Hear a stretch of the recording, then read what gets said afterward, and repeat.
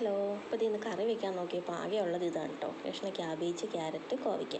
അപ്പോൾ ഇത് വെച്ചിട്ട് നമുക്കിന്നൊരു ലഞ്ച് ഉണ്ടാക്കിയാലോ. അപ്പോൾ ഞാൻ കുറച്ച് കോവയ്ക്ക എടുത്ത് നീളത്തിൽ അരിഞ്ഞെടുത്തിട്ടുണ്ട്.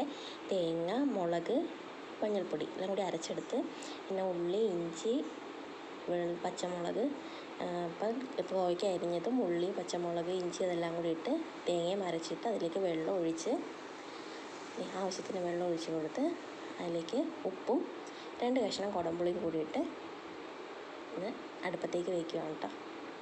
ഇത് ഒരു മീൻകറി സ്റ്റൈലാണ്, നമ്മുടെ മീനില്ലാത്ത മീൻകറി. എന്നിട്ടിപ്പോൾ ശരിക്കൊന്ന് തിളച്ചൊന്ന് വറ്റി വരണം. ശരിക്കും ഒരു എണ്ണ ഇങ്ങനെ മേളിൽ തെളിഞ്ഞ് വരുന്ന പോലെ വരും, അതാണ് അതിൻ്റെ പാകം.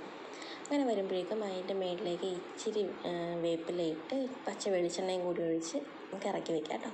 അപ്പോൾ അത് ഞാൻ കുറച്ച് കോവയ്ക്ക എടുത്ത് മെഴുക്ക് പുരട്ടി ക്യാബേജ് തോരനുണ്ടാക്കി മീൻകറിയാണ്. അപ്പോൾ നമ്മൾ ഇന്നത്തെ ലഞ്ച് റെഡി.